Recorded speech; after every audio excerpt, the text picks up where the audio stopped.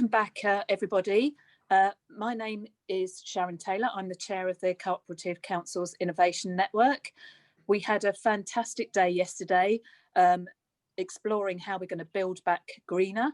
Today, our second day, we're focusing on economy and jobs.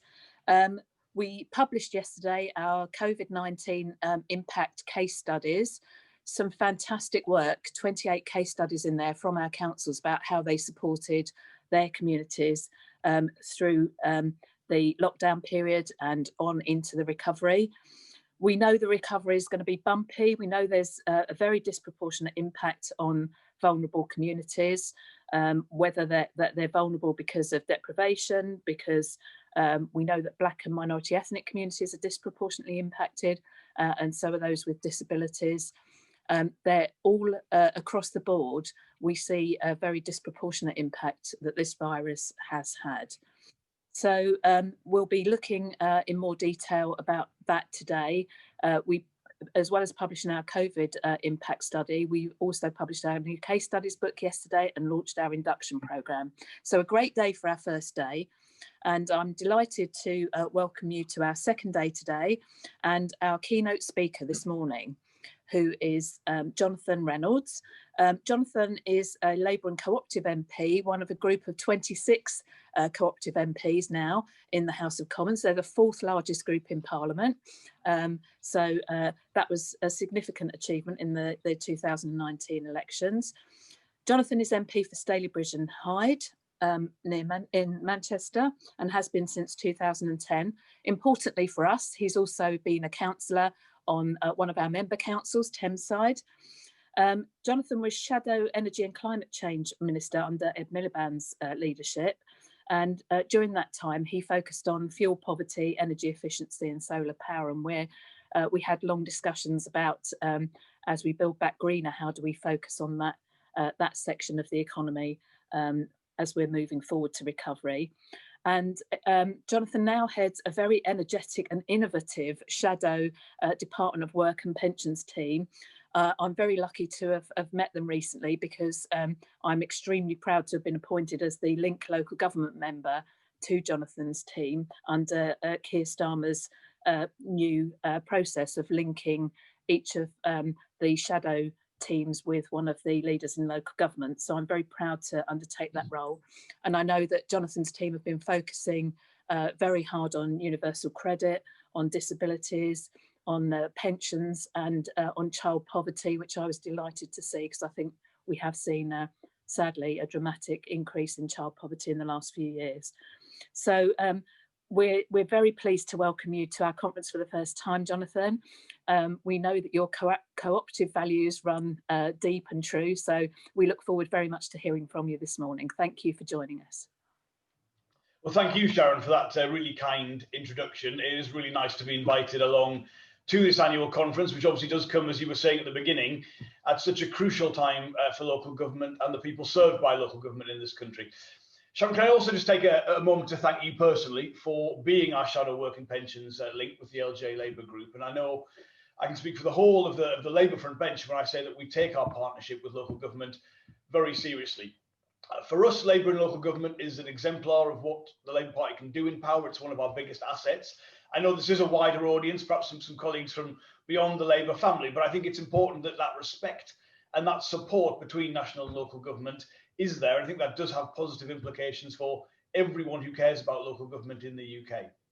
I definitely see from my own experience from Thameside Council, which, as you said, I used to serve on, you know, the job that they've done in the lockdown and during the pandemic, from supporting schools to working hard to support local businesses. There were so many questions when the various support packages were announced, when the various restrictions were announced, and I just don't think any other body could have done the job that my local council did, and I'm always there to support them, and I know that's something that's been repeated up and down the country.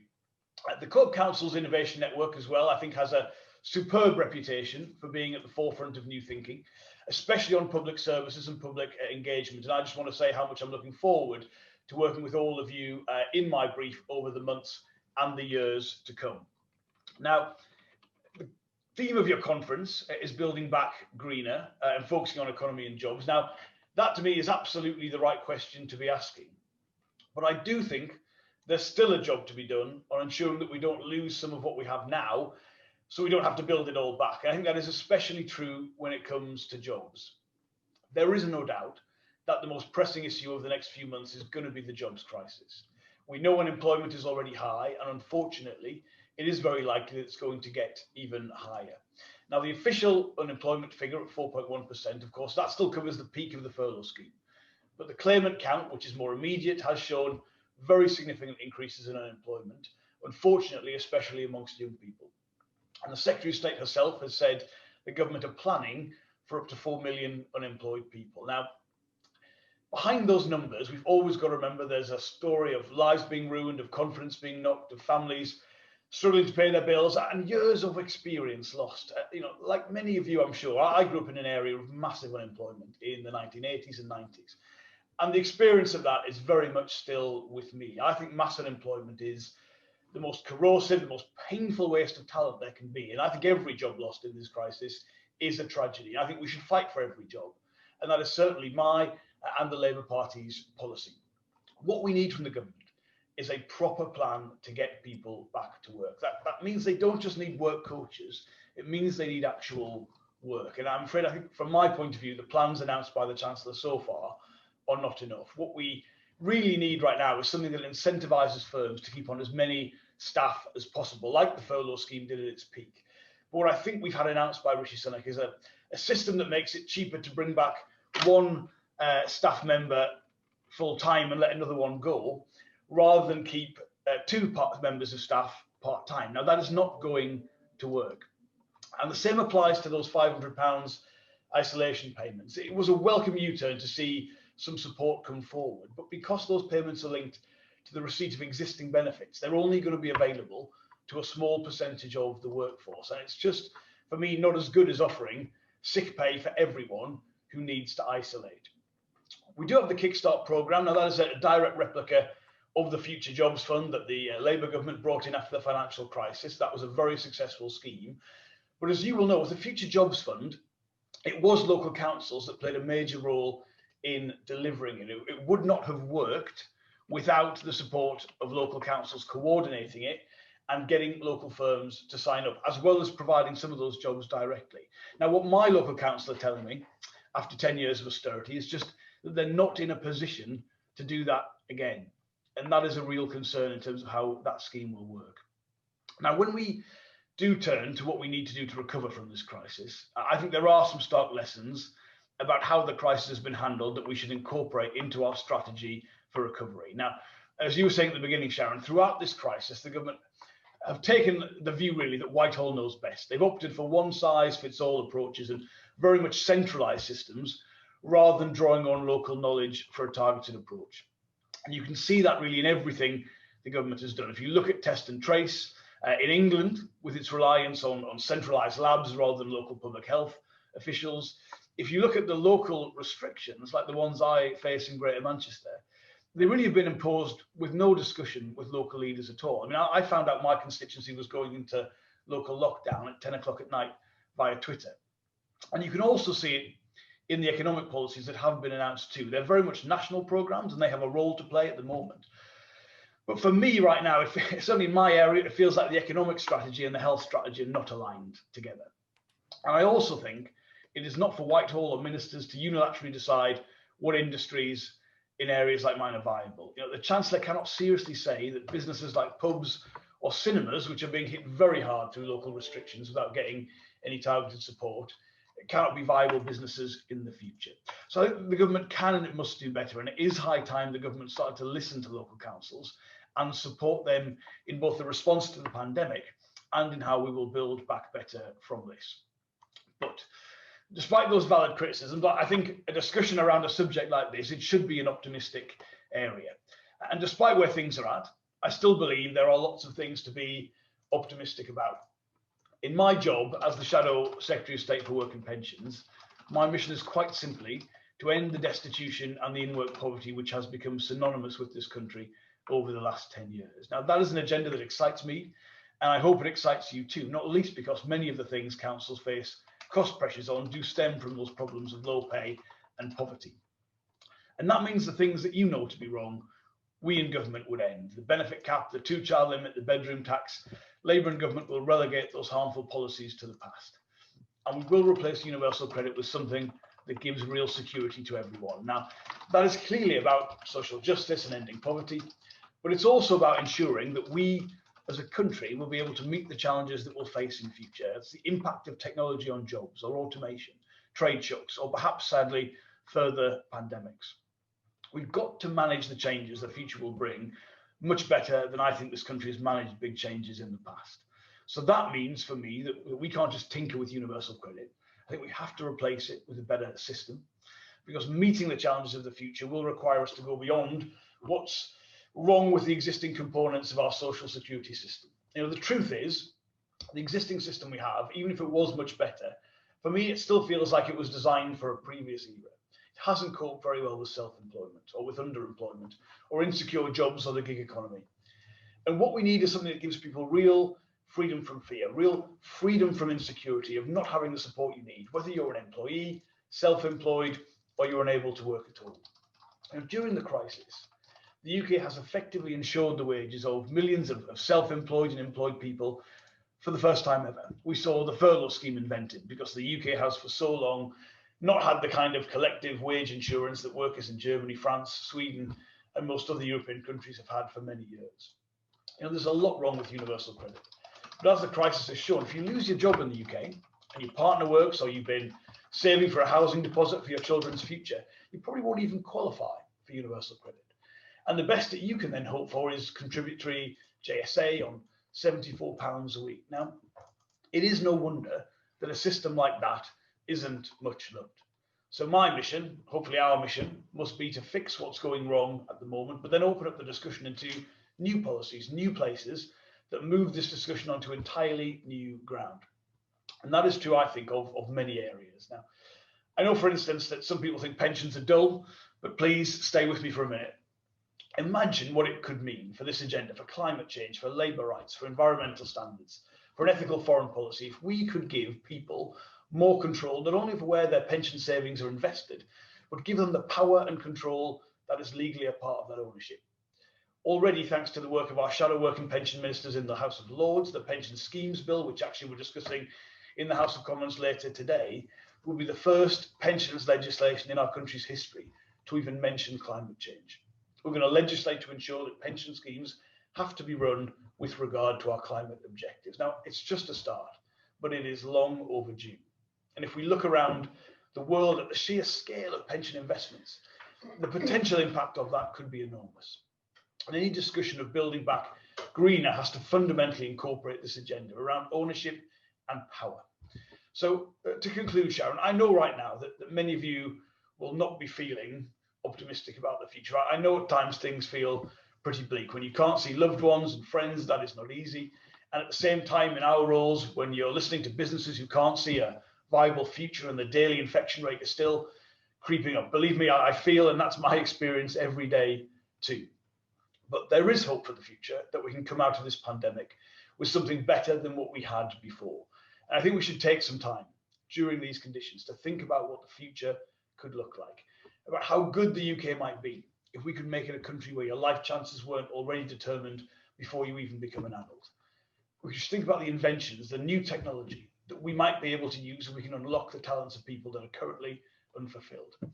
And for you, what you could and you would be doing if instead of managing cuts, you were given the opportunity and resources to pay the attention to local problems that you really want to. I think if we get it right over the next few years, I think the future could be very bright indeed. So difficult as these times are, I think there are brighter days ahead. I think that is what the theme of your conference stands for most of all. And it's a pleasure to be here with you. And I look forward to the discussion we're going to have about building back greener and how our work as a Labour front bench and shadow working pensions team and with local government can support communities through this crisis and into that brighter future. So thank you very much, Sharon. It's really lovely to be here. That's absolutely brilliant, Jonathan. Thank you for that very interesting.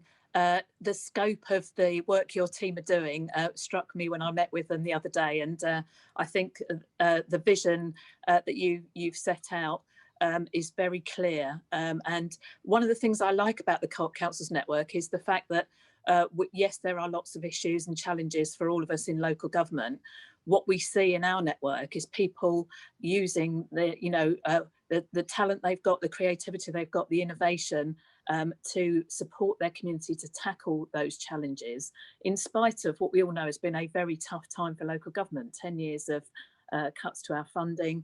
And you're right to say that, that has left us, when we look at the potential for those levels of unemployment going up and, lots of challenges for our communities, we are not even in the position we would have been in a few years ago to help tackle those.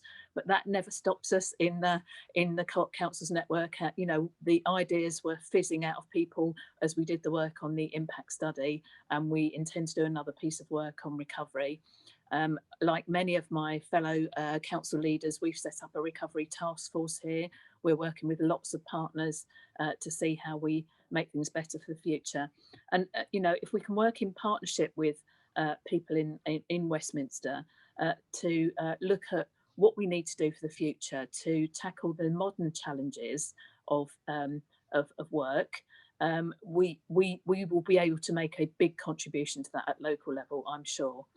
I'm going to use Chair's privilege to ask my question first. I do have other questions which I'll come to in a minute, Jonathan, but we've looked a lot in the network, and we've got some very some councils really at the forefront of leading on cooperative economies, community wealth building. We know there's been a cooperative commission in Greater Manchester. We've seen our colleagues in Preston and Plymouth and Bristol doing magnificent work on generating cooperative economies. And I'd like to ask you what role you see going forward for that very cooperative approach to driving the development of economies in that different direction where the power and the wealth created by economic activity is shared better with local populations. What do you see as the role that we can play in local government and you can play in Westminster?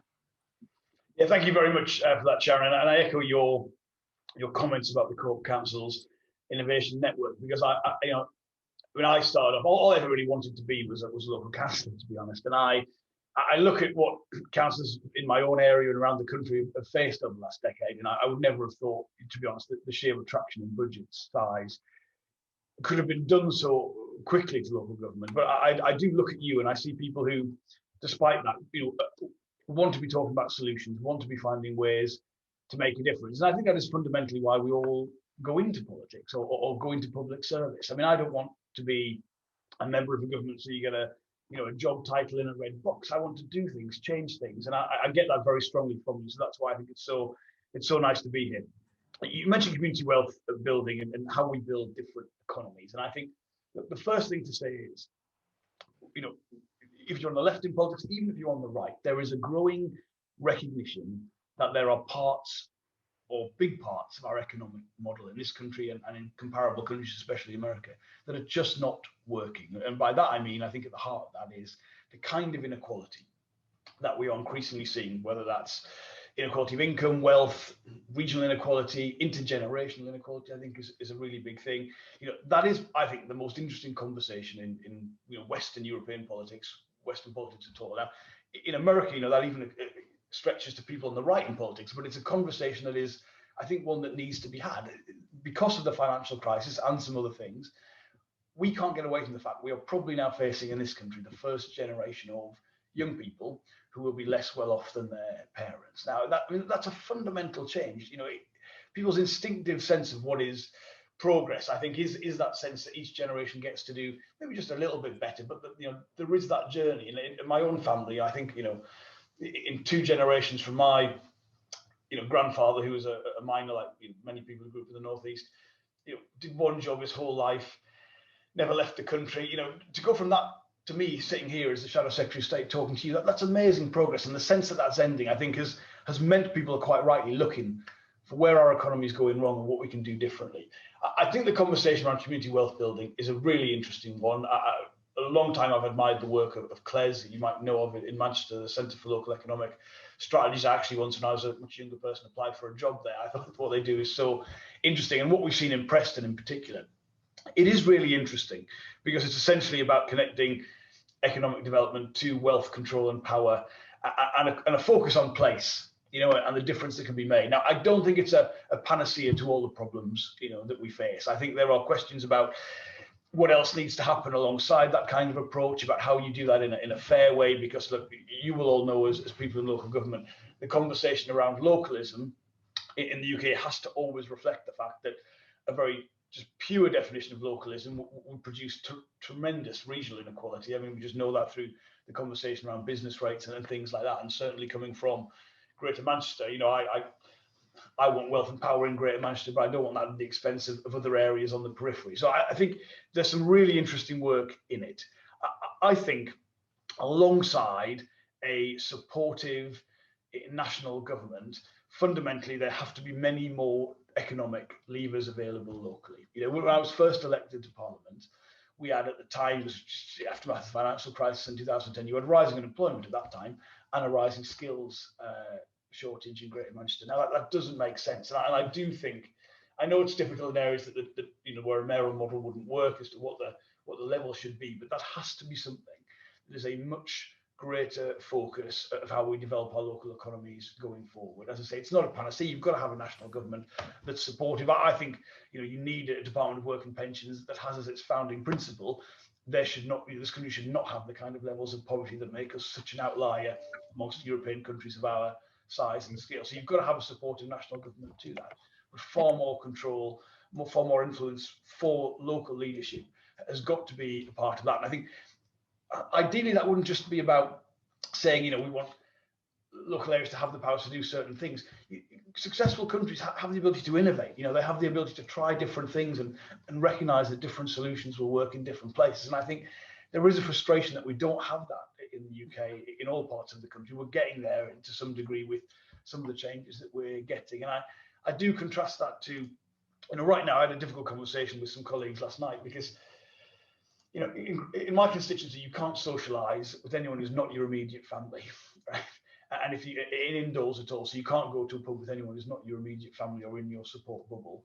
And at the same time, we've got the curfew. Now that is a really hard business environment, for people. And at the same time, we haven't got the tools locally that we need to really support the businesses directly affected by that. Now, I don't think there's any other country dealing with the pandemic that probably has that centralism and those problems together. So I think that's got to be part of the solution. But I think there's increasingly, I hope, there is much more of a cross-party feel towards that. I think there are people on the other side, the Conservative side, who recognise the limitations of centralism too. And I would really like to see that be, a positive development for all of British politics going forward.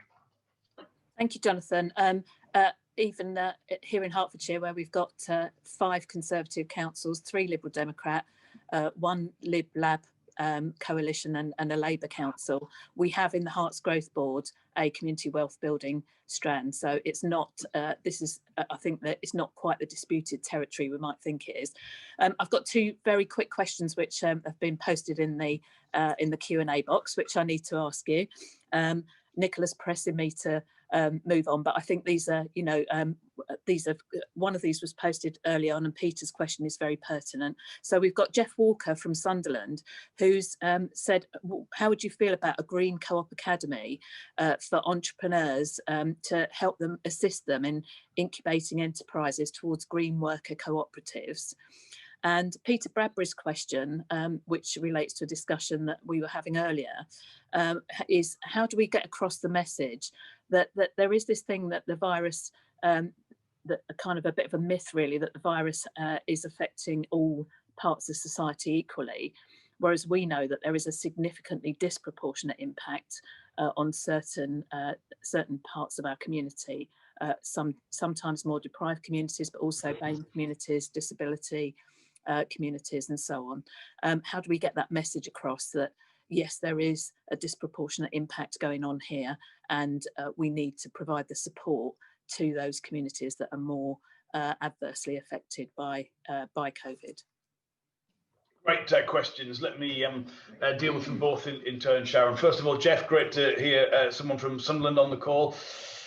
Good result last night against Carlisle. It looked touch and go for Sunderland at a few points. But on a Green Co-op Academy, Jeff, there is a deficiency in this country in many ways around the kind of business support and understanding for new cooperative ventures, going forward across the board. And I think there is also, in my view, there are limitations and laws we need to change about how you finance new cooperative avenues as well, because the difference between how you raise capital for a corporate entity to how you get money for a new startup in the cooperative space is very, very difficult. And there's a lot of conversations in the movement, as you will know, around ideas like withdrawable cooperative share capital and things like that. So there's some big picture things that need to change on that. But the idea of an academy, of bringing people together, of sharing ideas. I mean, I always say this, and I was speaking at Co-op conference at the weekend. For me, one of the reasons why I've always been a cooperative party member and cooperator as well as a Labour Party person is that cooperative solutions are not just sort of better ways to share wealth and power, though that is the founding principle behind them. They're also, for me, they have the answers for some of the contemporary problems that we face. So if we think about, and again, in local government, you deal with this all the time, opposition to local renewable energy generation, which we sometimes encounter, or opposition to new houses. It's really because people don't feel that they are going to get a benefit from that. And I think the countries where we've got solutions that give local communities much more say and influence over those, and sometimes a return as well, that is a better way to do that. So anything for me that would bring people together, share expertise. There are some really good projects around this country of things that have worked well, but they're just not at the scale that I would personally want. If that was what a Green Cooperative Academy could do, I would be very much in favour of that. Peter, your question, I think, frankly, is at the heart of the entire discussion about how we build back from the pandemic. I mean, you're right to say at the beginning of the crisis, there was a lot of talk around, almost, when you've got a national crisis, it's sort of Churchillian rhetoric from the government and everyone's in this. That just hasn't been the case. I mean, the fundamental difference between this economic crisis and the ones we've had in our past is its differential impact. Its differential impact on sectors in particular, but also its differential impact on people. So you've had, for instance, at one end of the spectrum, people who have been able to work from home in a study, they're on full pay. It's not easy, but it's still by far the best position to be, or perhaps on furlough where they're getting a decent chunk of their income and not having to go to work. On the other end of the spectrum, you've had people either with absolutely no income at all, or they've had to go to work in conditions that, they have been at some degree of risk. And I can't think of any other crisis in economic terms where you've seen, for instance, such an enormous rise in destitution, huge rise in food bank usage that Truss has reported. And at the same time, you've seen household savings increase by record amounts. You've seen personal debt paid down by record amounts. So, fundamentally, the impact of this crisis is about how it is impacted on different people in different ways. And for some people, I'm not saying it's been easy for anyone. That isn't the impression I'm trying to give. But we have to understand that the inequalities we had in our labour market, in particular, going into this crisis, has meant people have felt it in much harder ways. And for me, what you've got to do is you've got to build on that recognition and understanding, and say to people who perhaps are now experiencing the social security system in a way they never thought they'd directly experienced before, or they've seen the impact on friends, family, people in their local communities. We've got to take the lessons from this, and that is how you build something better. So the fact for me is that the sheer number of people who have been able to apply for universal credit is a good thing in terms of how those payments have been made. But the test of universal credit cannot be, did it collapse in the crisis? The test has got to be, do people get the support they need? I think a whole range of people, even here in the House of Commons, the conversation of universal credit over the last few years has meant they haven't been focusing equally on the fact that the national insurance-based benefits, ESA and JSA, are still a part of the system. And they're very, very low compared to what, again, you see in other European countries. So, there are things that will come out of this that will have been about the shared experiences people have had, which I think you can build on. But the starting point, Peter, has to be that recognition of the inequality, not that's been revealed, because I think all of us knew it was there, but just the impact on people, how that has been brought into a sharper focus for a lot of people. That is the story of the pandemic and how it has impacted on people, especially on the economic side. And that has to be widely understood if we're going to get to a better place from this going forward. That's brilliant, Jonathan. Thank you for answering those questions. And you echoed something that I've said many times as in my role in the network, which is I don't think there are any of the contemporary challenges we face that don't have a cooperative solution. You know, there is always a cooperative way forward, and that's why we feel perhaps more positive in this network than some of the voices we hear elsewhere, because we do have an answer to some of these big challenges. We've made a fantastic connection between you and our network this morning. We hope that will continue. I very much look forward to continuing to work with you and the team, the DWP team in Parliament. And thank you so much for an amazing and inspiring contribution to our start of our second day of our conference. And thank you so much for everything you and the team are doing, Jonathan. We really appreciate it. And I'm going to hand over. Thank you. And I'm going to hand over now to, before he gets a big hook and hooks me off, to my esteemed colleague, Chris Penberthy from Plymouth, who is going to take over for the plenary session. Thank you, Chris. Thanks a lot, Sharon. And it's great to have heard the work on not just how we, sorry, I'm just getting a bit of an echo here. Just the importance of what we do with how we, it's that one, Anna, how we grow back an economy, not just rely on handouts. And that's where we're going to go in the next sessions. And around the country, councils, as we've heard, are now preparing detailed plans for recovering from the impact of COVID-19. One of the important areas that they're considering is how to restart the local economy and minimise the effect of recession on our local communities. We're doing that in our network from a value basis. CCIN in July launched our report, Cooperatives Unleashed as Seen from the Grassroots. That really looked at practical ways that councils can work towards growing the size of their cooperative economy, enabling startups, transformations and growth of existing cooperatives, and enabling businesses in our local communities to be fairer, more democratic, accountable to their members and their communities, where communities share in the value of growth and in sharing profits. We know that councils have a key role to play in supporting cooperatives. That's something I know that we've been doing in Plymouth, as have our partners who'll be talking in today's plenary and in the workshops. So we've got a key role to play, and in supporting communities' ownership over local assets and services. And it'd be fair to say that CCIN will be publishing a work on asset transfer over the coming months, so watch out for that one. The report we launched in July is designed to inspire ambition and tenacity with people, policy, funders, projects, business ideas and training to put wealth directly into communities. It's been based on the practical experience of a load of our members, and obviously we'd like to once again say thank you to all of those. Today we've got 3 of the organisations involved in working in their communities to develop community businesses, each coming from different perspectives and different angles, which is really positive, because we all know that there isn't one cooperative solution. There are a multitude of cooperative solutions. So it's great to have everyone here. We're running a little bit late, so I am going to be keeping people to a strict 10 minutes. And if you're able to do your presentations in slightly less, that would be brilliant. And the first person I want to introduce is Jo White, who's the Executive Director of Co-Operative Futures. And I think it's important for us to hear not only from councils, but also from cooperative development agencies. So it's great to have Jo here on the call. And thanks, Jo, for the work you've done on supporting Cooperatives Unleashed. Over to you. Hello, and thank you for inviting me to talk.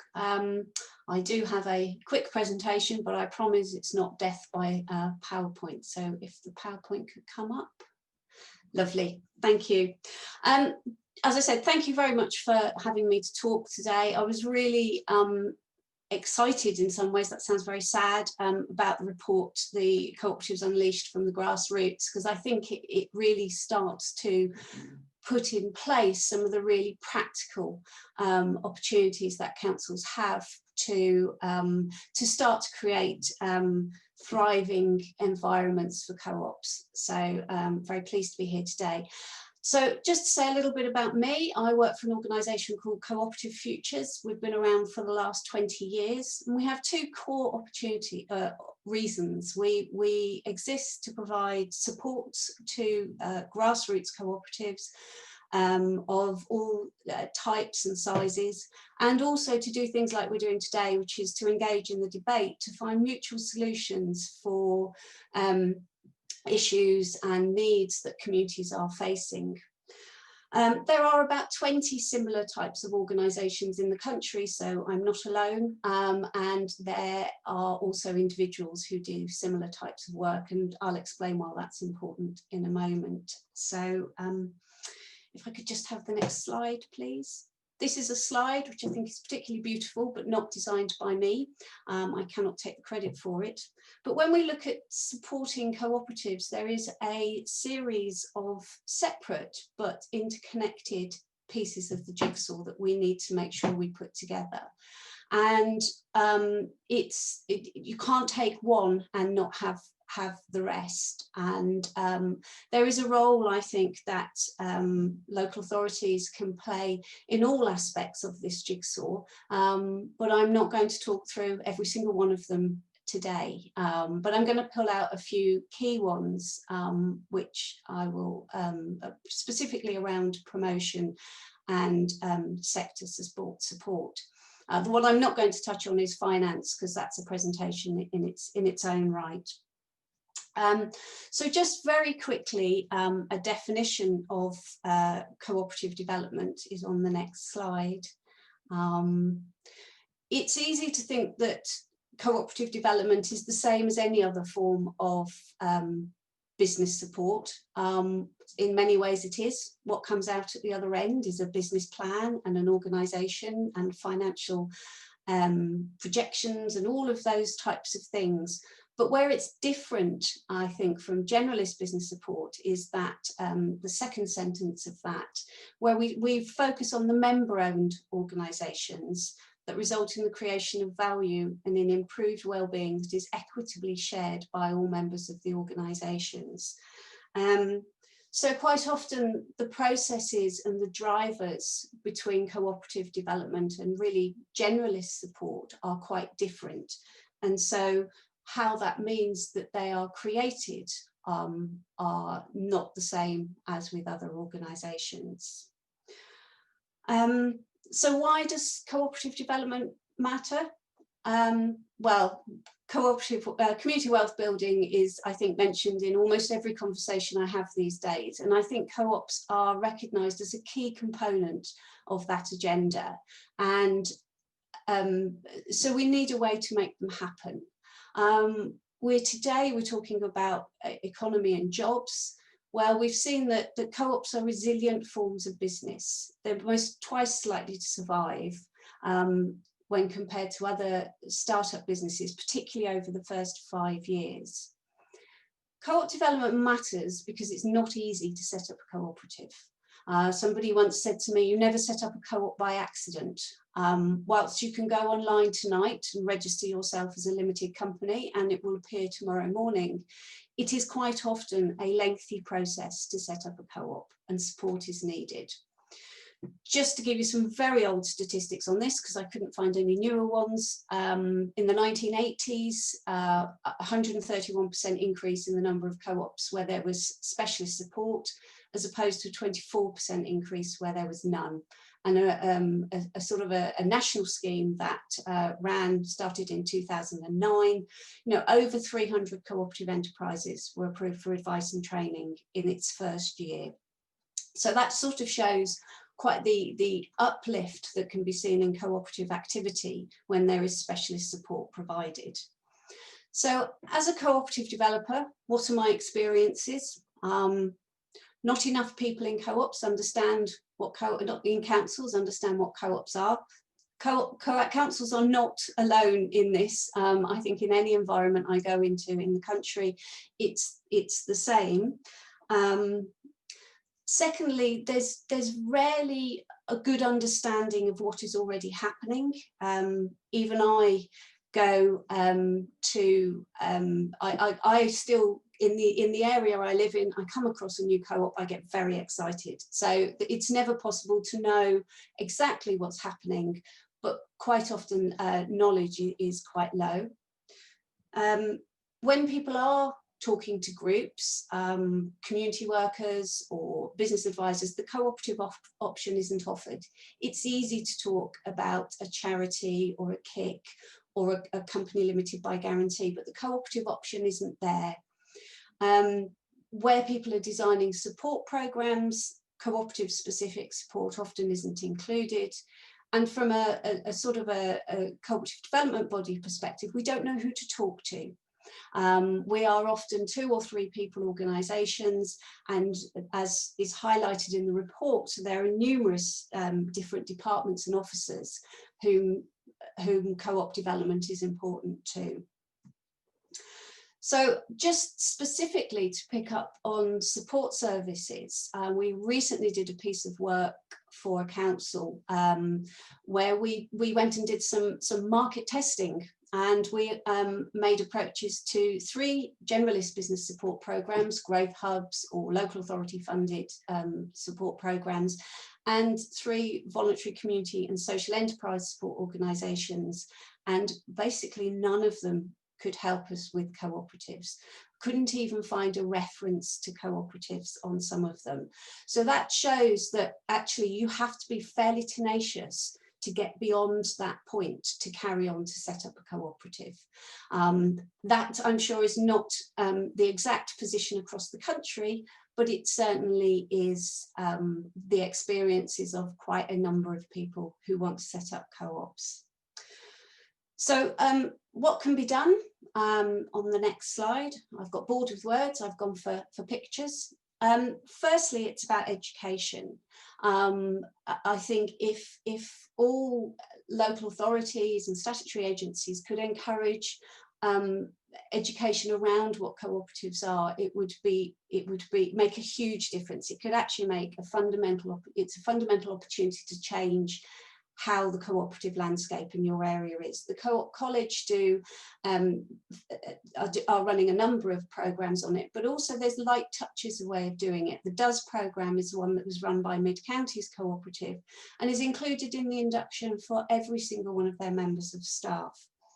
You have many people who work for you who also live in your communities as well, and to be able to show them that there are cooperative solutions can make a significant impact.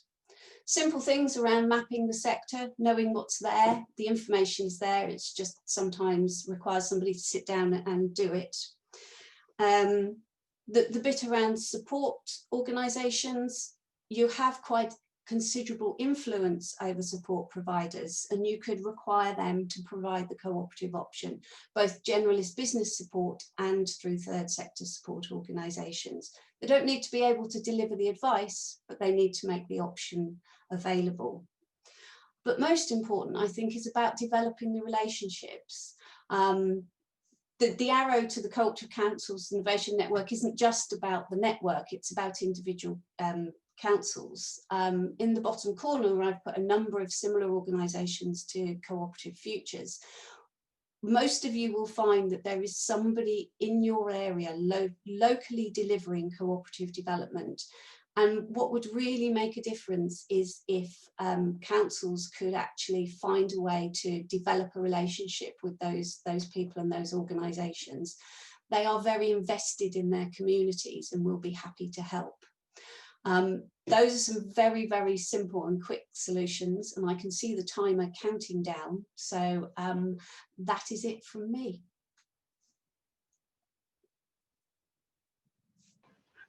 Great, thanks a lot, Jo. And I think for people who were wondering about some of Jo's messages, obviously you can contact her and there's everything there, but they really resonate with what's in the report, where we've also got some practical examples of how councils are trying to deal with those. So really appreciate you setting the scene there, Joe, from an outside perspective. For us as councils, I think it's always good to hear that. And I think certainly what you say reminds me of how it was here before we started doing any work at all. So thanks for that. In some ways, our next speaker needs no introduction because the work Matthew's been doing in Preston has received a lot of attention, and this is an opportunity for us to hear about that in this sort of context, and it's great to have Matthew having the time to join us this morning. So Matthew, over to you, and once again, reminder 10 minutes or less if possible, please. Okay, hi, good morning everyone, and thank you very much for the invite. Lovely to see everyone, a very positive conference, and I'm delighted to be asked to speak about community wealth building. This will basically fit into the conversation about how councils can support community businesses. So unfortunately, I do have a bit of death by slideshow, so I'll try to get through it within the time, and there are lots of pictures, but I think it's good to give an illustration of what we're trying to achieve within Preston. So if we could go to the first slide, please. Okay, so the response we had with the Preston Model Community Wealth Building, it crucially was a result of the economic downturn of 2008, which obviously led to austerity. And we tried in Preston to try and pursue a conventional approach to attract the big developers into the city. And that's what Preston would have been like. But when our council, Labour Council, took control in 2011, not only did we have the economic crash and austerity, we also had the failure of conventional economic development approach. So can we move to the next slide, please? Yeah, so I'll just take you through some of the policies that we've applied over those years. So firstly, it's trying to look at what we have already within our community. So it's working with our anchor institutions, universities, police forces, councils to try and get them to spend a lot more locally. So that's been successful in the sense that a lot more money's gone to locally based organisations. It's working with our local pension fund to try to get that to invest away from equities really and a little more into our local economy. So that's seen £100 million that's going to be invested within Preston and our neighbouring district. It's looking at expanding the cooperative economy. So we're working with Mondragon Cooperative Corporation to establish 10 worker-owned businesses within Preston, and I'll go on to a few later. And then it's also trying to look at alternative banking arrangements, because the current banking system, which caused austerity in the first place and the economic meltdown, is dysfunctional. It extracts wealth. So we're trying to create an alternative. So can we move on, please? Yeah, and it's other policies around trying to promote higher wages, becoming a living wage employer. We were the first in the north of England. Promoting municipal ownership of developments. So again, the wealth isn't extracted, it's in local public ownership, looking at how councils can provide housing again, potentially through companies, looking at planning policies to encourage local suppliers and local labour, especially from areas where there's higher unemployment. And then we're refreshing our strategy. So a lot of it's going to be around renewable energy, promoting community energy and district energy, but also looking at a community land trust within Preston, the first in Lancashire, that goes ahead. And then just really common sense things like saying to the hospital, can you recruit from people in the highest levels of deprivation and unemployment? So these policies are based around alternatives that are internationally very successful. So if you look at on the right, that's the Bank of North Dakota, which is an American publicly owned bank. On the left, that's a German banking system, which is not for profit. And both those models managed to really build resilience against the 2008 crash. So unemployment was a lot less, and local businesses were being lent to in Germany, especially where not-for-profit banks predominated. Next slide, please. So what we're looking to do is create an alternative. We're going to create what's known as a Northwest Mutual, a fully licensed bank that will lend to local businesses and lend to people as well who are not served by the current banking system. And if we move on, I'll explain why that needs to happen. You can see there that the banks tend to want to lend to each other. So they tend to want to lend to other institutions, financial institutions, rather than the productive economy. But also loans to SMEs in the Northwest, and especially Preston, have fallen by 30% over a 4-year period. So we need to have an alternative which we can get the community behind.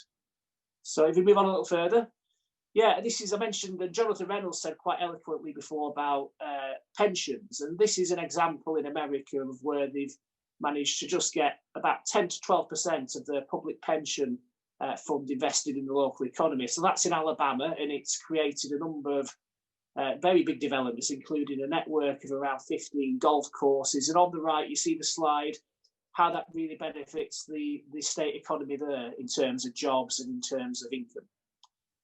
So if we can move a little further, yeah, this is how we've done it in Preston. So that's one of our main streets in Preston.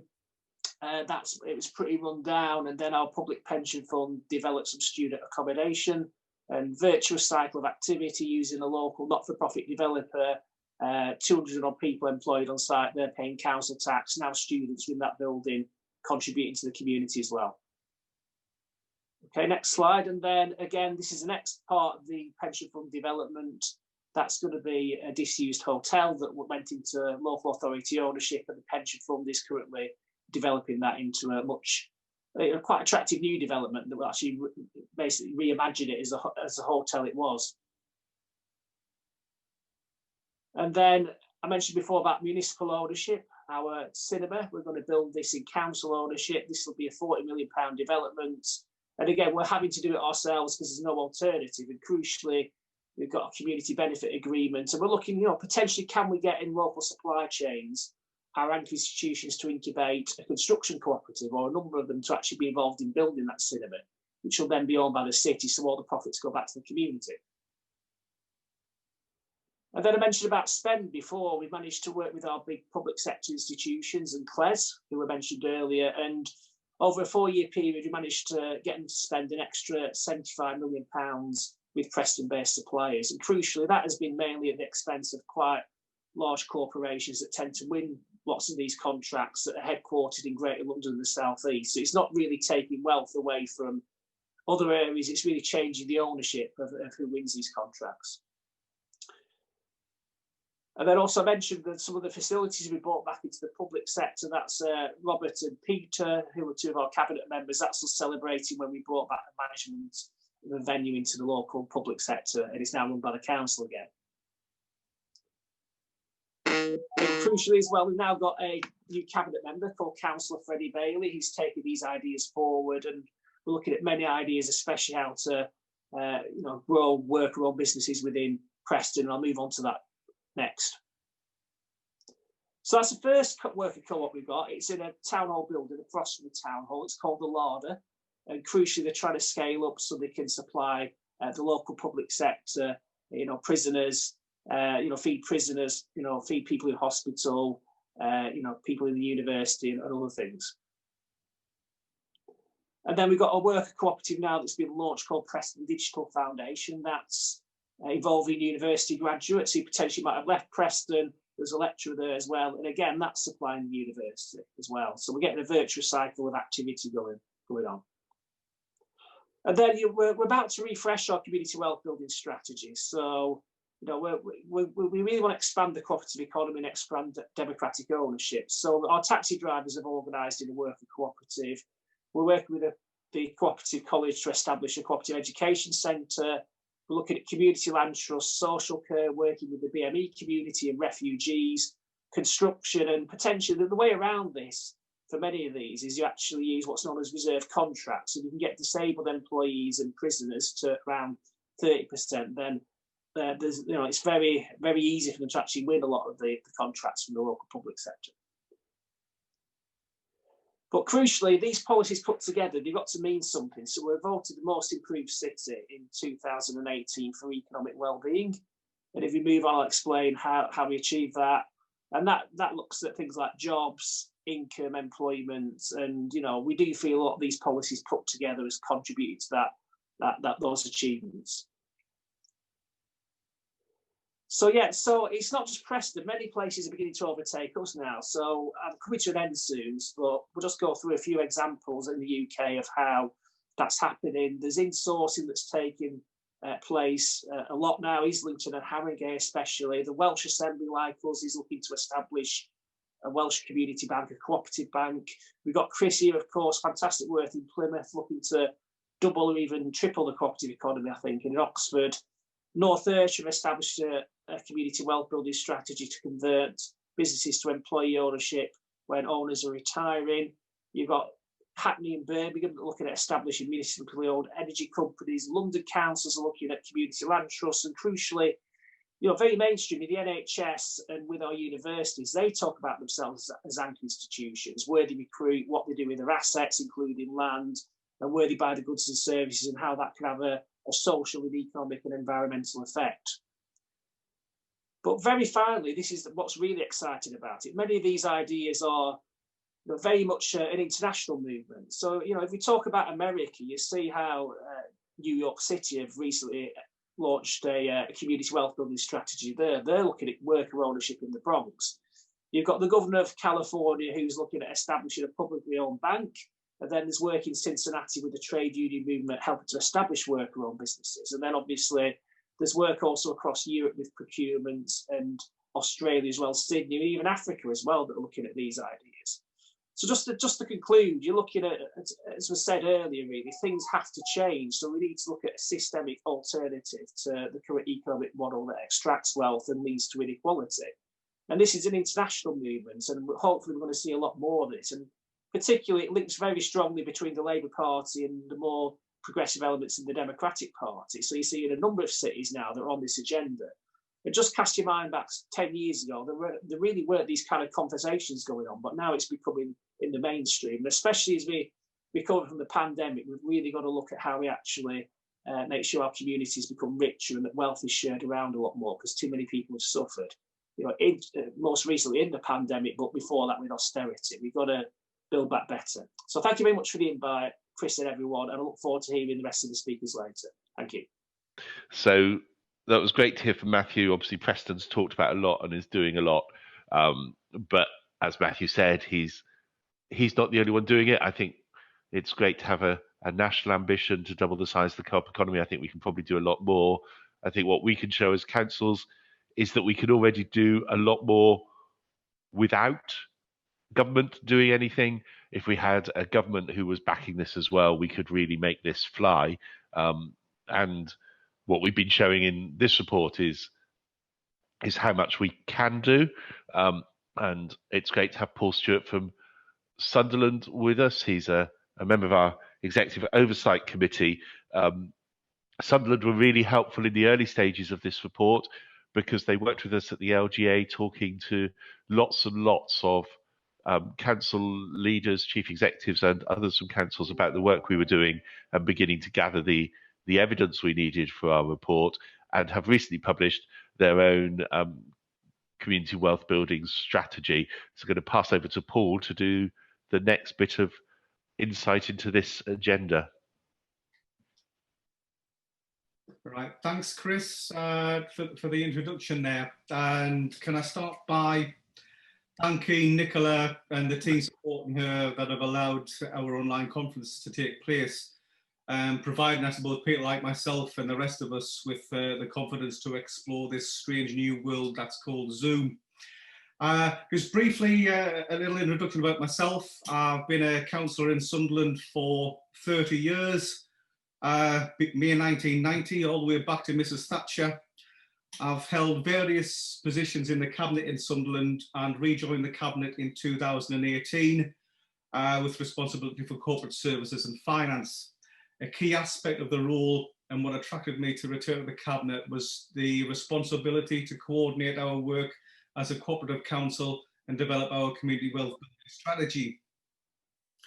Sunderland, like much of the North East, has been and remains a heavily industrialised area, moving from a town where shipyards and mining dominated the landscape to become a city dominated by the automotive sector.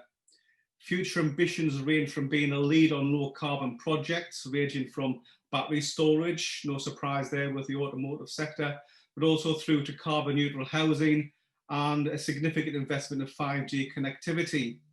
However, Sunderland remains, like much of the North East, a city with significant deprivation, with around a quarter of children living in poverty, where workless households account for around 1/5 of total households in the city, and where around 20% of those actually in work are on or just above the minimum wage. This latter statistic was a key factor in recently becoming the first council in the North East to gain accreditation as a real living wage employer. Now, turning on to the nature of the discussion with regards to our community wealth building programme, which we've called Growing Community Wealth in Sunderland. Anyway, the strategy was approved by our cabinet at was a socially distanced meeting back on the 24th of March, and I think the day after that, I think the world seemed to have ended, and we're only just recently in the position now where council meetings are starting to take place again. But this strategy links the key economic pillars of community wealth building that Matt and Joe referenced, and many of us will be familiar with those that are referenced in the Cooperatives Unleashed report. Get that mouthful out. However, our strategy has an equal important focus on the benefits of social and community interaction to achieve desired outcomes, where local residents are in a position to have the skills and knowledge to cooperate, for example, in developing community business and enterprise. That is central to the report that Chris, James and Joe have produced. So our strategy is basically, we're seeing as two sides of a coin of economic and social empowerment joined together and inseparable. One of the questions underlying the session was understanding the part our cooperative values and principles played in developing the strategy and action plan that lies behind.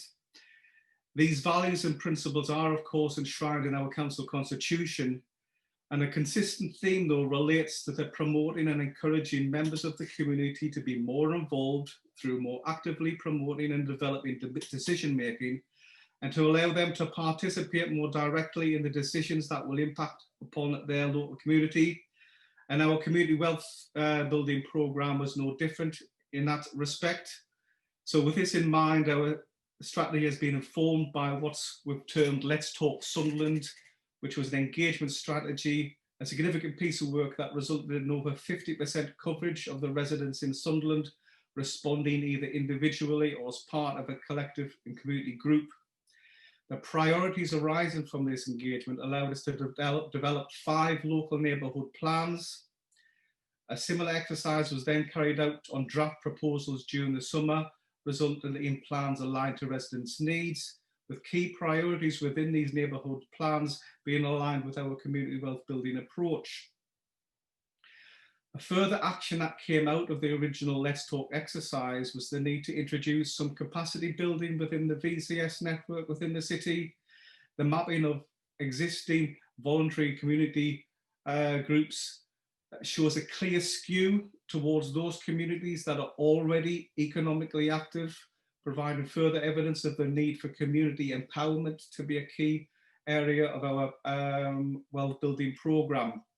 Importantly, this is a partnership approach, again working with the organisations and communities within the 5 areas linked to the 5 neighbourhood plans.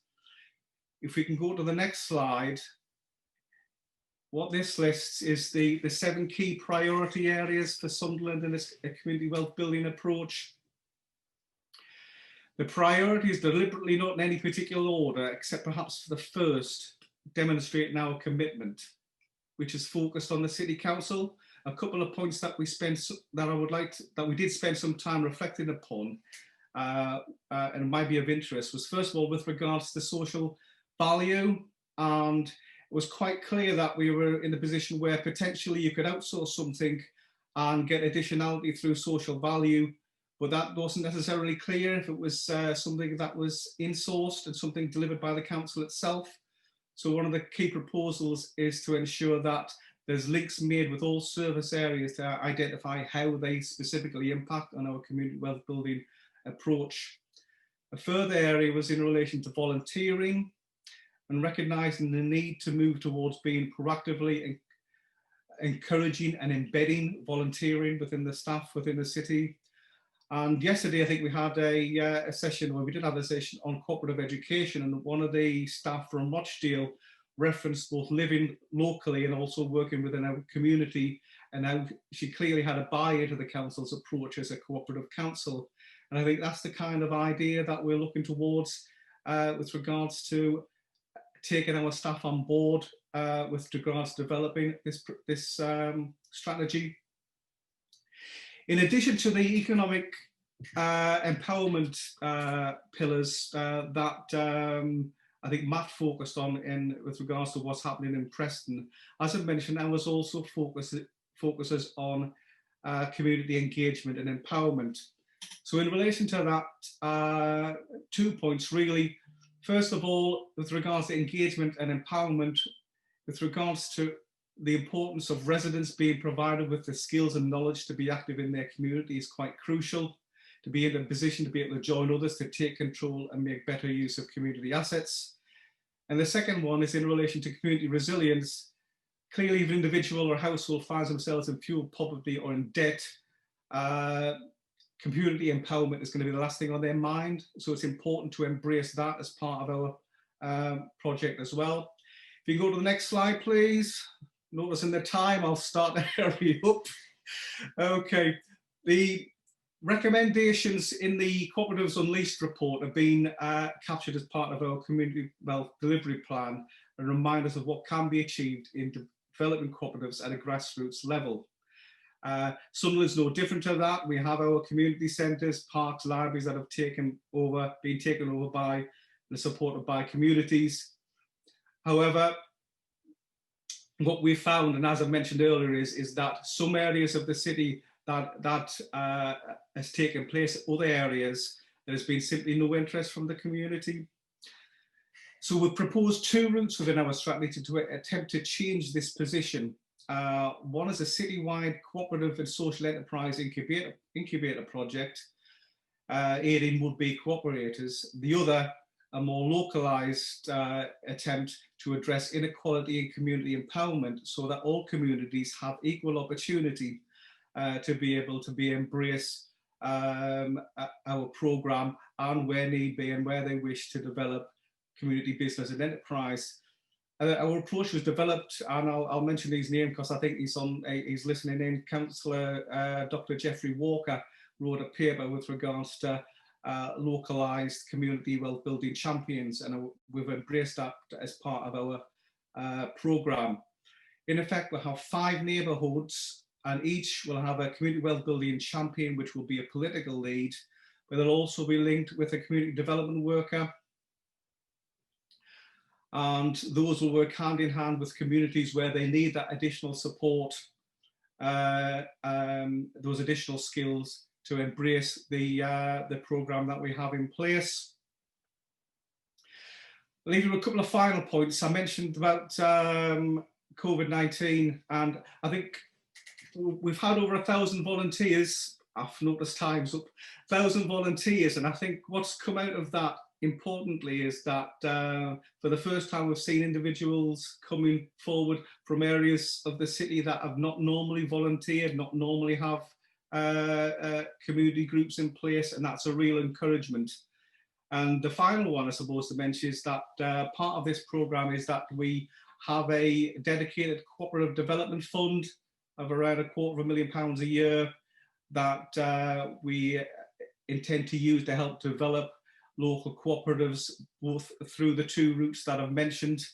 This year, however, we've actually had to use that money to help to ensure that existing community and cooperatives within Sunderland are still in existence, because many slip through the net from the government's grants to businesses. So the council itself had to spend nearly £500,000 supporting these groups to ensure that we still have them with us today. So in conclusion, really, yes, COVID-19's held us back with regards to delivery, but we've got high hopes to achieve the objectives that's set in our community wealth building programme, and we hope to emulate some of the ambition that has been mentioned with regards to Chris in Portsmouth about doubling and tripling the cooperative enterprises within Sunderland in the near future. And I'll finish off there, thanks. If there were any questions, we'll pick them all up and make sure that we get answers out to you. I know there was certainly one on CBSs, and we're in Plymouth using CBSs quite a lot. So yes, they are part of the mix. Big thank you to Joe, Matthew and Paul. Really good to hear all of your perspectives. And a very big thank you to Chris and Andy and Chloe, who've had to be juggling and trying to make us all work, and to Anna down here as well. And I'm now on Anna's computer, and we'll work out how to do the workshop in a moment. Would encourage you to join in the workshops and do stuff and get in touch with people. I think one of the things the network is really good at is making sure that we share good practice and talk to each other. So make sure we build relationships. If something today has sparked your interest, do get in touch with people, and similarly in the workshop. So we'll move on now to the workshops and enjoy those, and see you all in those or tomorrow. Thanks, bye.